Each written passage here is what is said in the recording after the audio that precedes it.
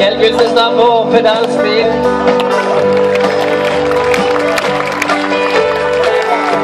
Veldig anvendelig instrument. Ja.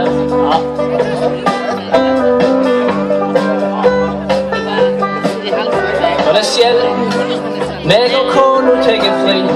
Det er alltid noe vi kan henge fingrene i. Og skulle det være en dag der er litt lite å gjøre, så slærmer maskinene så melker vi for hånd. Jeg er bodd meg ut til dyrene, hele livet hekseleder for før. Min første